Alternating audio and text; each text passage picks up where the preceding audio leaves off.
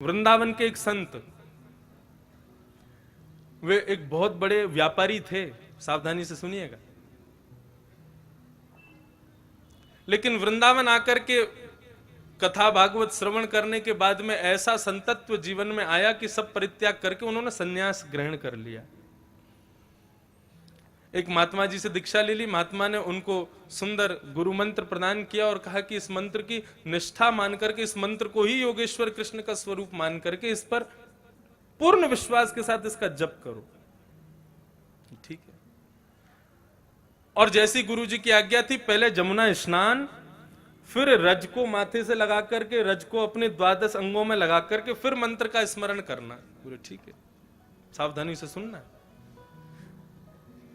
संत गए, पहले तो यमुना में डुबकी लगाई, डुबकी लगा करके ब्रज रज को अपने पूरे तन पर लगा करके और गुरु मंत्र का, गुरु तारक मंत्र का जैसे ही स्मरण करने लगे, तो एक बार में ही एक मंत्र का जाप करते ही, नेत्र बंद करते ही उनको श्री लाडली जी और श्री ठाकुर जी का दर्शन होने लगा।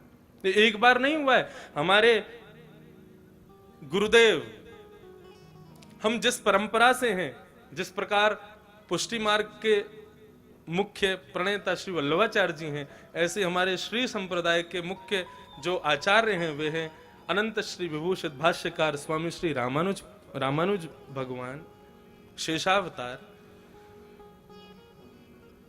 जब उनको गुरु जी ने अष्टाक्षर मंत्र दिया हमारे श्री वैष्णव संप्रदाय का, तो गुरु मंत्र का पहला जाप करते ही शंख चक्र गदा पद्म धारण करके नारायण प्रकट हो गए और उनको दर्शन दे दिया।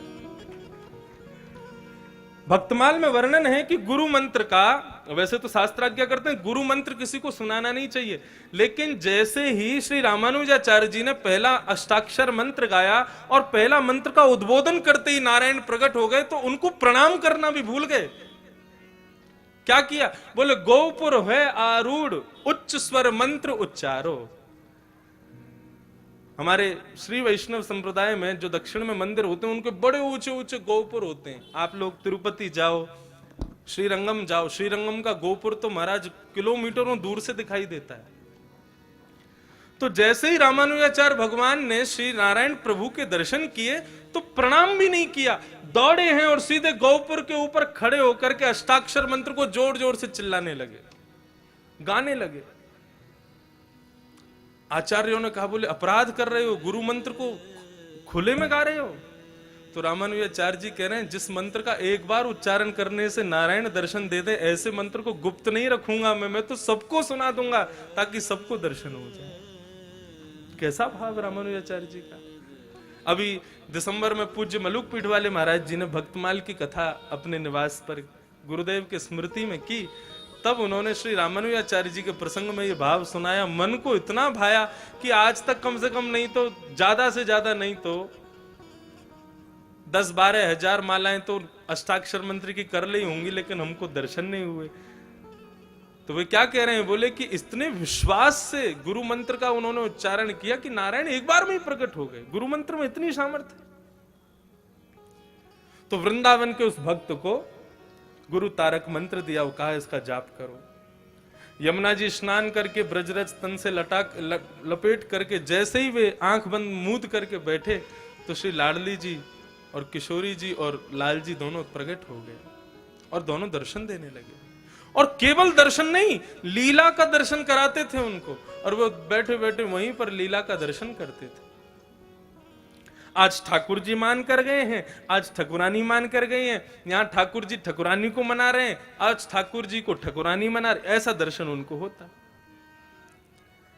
एक बार कोई विचित्र लीला ठाकुर जी दिखा रहे थे, उसमें ऐसी लीला हुई कि उस संत को बहुत जोर से हंसी आ गई, और जैसे ही उसको हंसी आई, इतने में ही सामने से कोई भगवान का भक्त था, लेकिन अपंग था, उसका एक पैर नहीं था, वो वहां से जा रहा था। अब जैसे ही उसका वहां आना हुआ, इनका जोर से हंसना हुआ, इसकी हंसी को सुनकर के उन्होंने विचार किया कि मेरे इस दुर्बलता पर ये हंस रहे, मेरी अपंगता पर हंस रहे। और इस बात का विचार करके वो बड़े दुखी हो गए। जैसे ही उनके हृदय में दुख आया, इनके नेत्रों में ठाकुर ठकुरानी का जो दर्शन हो रहा था वो अंतर ध्यान हो गया। इन्होंने नेत्र खोले, पुनः यमुना जल से अपना मुख धोया, पुनः ब्रजरज लपेट के फिर से गुरु तारक मंत्र का उच्चारण किया, लेकिन अब ठाकुर जी बुलाने से भी नहीं आ रहे। बार बार अदृश्य अदृश्य अदृश्य हो रहे। दौड़े अपने गुरुदेव के पास और जाकर के चरण पकड़ लिए, रुदन करने लगे, बोले जय जय, मुझसे कोई बहुत बड़ी भूल हो गई, ठाकुर जी का दर्शन नहीं हो रहा मेरे को, मैं कैसे जीऊंगा उनके दर्शन के बिना। उन्होंने पूरा पूछा, क्या हुआ तुमसे, कोई अपराध तो नहीं हो गया? बोले मैं अपराध कहां कर सकता हूं प्रभु। बोले सच सच बताओ, जब तुमने नेत्र खोले, ठाकुर जी का दर्शन अंतर ध्यान हुआ, नेत्र खोलती आसपास क्या वातावरण था? बोले वातावरण तो कुछ नहीं था, लेकिन हाँ एक थोड़ी सी दूर पर मैंने एक महात्मा को जाते हुए, भक्त को जाते हुए देखा। बोले वो भक्त कैसा था? बोले एक पांव नहीं था उनका। गुरु समझ गए।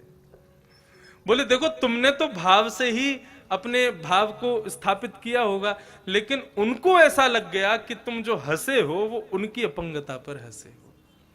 और बेटा भगवत अपराध से तो मुक्त हो जाओगे, लेकिन भगवत भक्त अपराध से भगवान कभी मुक्त नहीं करते। अपना मान टले टल जाए, पर भक्त का मान न टलते देखा। गुरुजी आज्ञा करो, मैं क्या करूं? बोले वृंदावन में जितने भी साधक महापुरुष हैं सबका भंडारा कराओ और सबको दक्षिणा दे करके, सबके चरणों में दंडवत प्रणाम करके सबसे क्षमा मांगो। जिससे तुमने अपराध नहीं भी किया उससे भी क्षमा मांगो। क्षमा में इतनी सामर्थ है कि ठाकुर जी पुनः प्रकट होकर दर्शन दे देंगे। उन्होंने वही किया, सबको प्रणाम किया, सबको। बंधुओं क्षमा, हमारे पूज्य नाना जी क्षमा का इतना सुंदर भाव बताते थे। वे एक बार मुझे बता रहे थे, बोले लाला जब नाना जी विद्यालय में पढ़ते थे तो बता रहे थे, बोले मैं छोटा सा था और नाना जी की माता जी, हमारी पर नानी हुई नाना की माता जी, तो पर नानी ऐसी कुछ भाव रहा होगा। तो नाना जी की माता जी बीमार हो गई, तो नाना जी के मामा जी ने आकर के गुरुदेव को बताया, बोले कि एक किशन लाल की माता जी बीमार हो गई हैं गुरुजी, लेकिन हम पर इतना धन नहीं है, क्या करें कैसे करें, आप बस प्रार्थना करो ठाकुर जी से वो जल्दी स्वस्थ हो जाएं। नाना जी बोले लाला मैं इतना विचलित है गयो, इतना दुखी है गयो कि क्या करूं। तभी बोले हमारे गुरुकुल में एक संत रहते थे, उनके चरणों में जाकर के मैंने प्रणाम करके ये भाव बताया। तो उन संत ने कहा, परमहंस जी, उन्होंने कहा कि बेटा एक काम करो, जितने भी विद्यालय में बच्चे हैं, जितने भी विद्यालय में प्राचार्य आचार्य हैं, जितने भी विद्यालय में कार्यकर्ता हैं, रोज सुबह दोपहर शाम सबको दंडवत लेट करके प्रणाम किया करो। वो गुरुजी सबको प्रणाम करना है? बोले हाँ सबको करो। तो हमारे नाना जी बोले प्राचार्यों को कर लेंगे, कार्यकर्ताओं को कर लेंगे, लेकिन इन बालकों को करने में शर्म आएगी हमको, ये तो हमारे संग पढ़ते हैं। और गुरुजी इनमें से कई तो ऐसे हैं जिनसे हमारी एक आंख नहीं बनती, उनको क्या करें? गुरुजी बोले उनको तो और ज्यादा श्रद्धा से प्रणाम करना, हमने आज्ञा कर दी, अब ये काम शुरू कर दो। नाना जी बताते, बोले मैं सबको प्रणाम करता, जिनसे मेरी बनती नहीं थी ना उनको मुंह फेर के प्रणाम करता, लेकिन करता जरूर था। हाँ कल मेरी गुरुजी से शिकायत कर दी याने, या से कैसे बन जाएगी, लेकिन फिर भी बोले मैं उसके पास जाता, पांव छू करके लेट करके प्रणाम करता, और वो मजाक उड़ाता, हाँ ये हुई ना बात, ऐसे ही लेट के प्रणाम किया करो। वो मुझे और चेताते थे, लेकिन एक संत की आज्ञा हो गई, मैंने प्रणाम छोड़ा नहीं, सबको प्रणाम करता, लेट लेट के प्रणाम करता। बोले लाला एक दिन, 2 दिन, 3 दिन बीत गए, चौथे दिन से जो मुझसे ईर्ष्या करते थे ना, उनके हृदय में भी ऐसी दया आ गई कि जब मैं प्रणाम करता तो वो भी हाथ उठा, अरे भैया बस अब तू, क्योंकि सुबह भी करते, शाम को भी करते, दोपहर में भी करते, रात में सोने से पहले भी करते। बोले पूरा विद्यालय इतने करुणा भाव से मुझको देखने लगा, सब इतने प्रेम से भाव से सब कृपा करने लगे। बोले 4 दिन बाद हमारे मामा लौट के आए और गुरुजी से बोले, गुरुजी आपने बड़ी कृपा की, आपने प्रार्थना की, ठाकुर जी ने सुन ली, किशन लाल की माताजी अब बिल्कुल स्वस्थ हो गई हैं, बिल्कुल ठीक हैं, अब कोई दिक्कत नहीं है।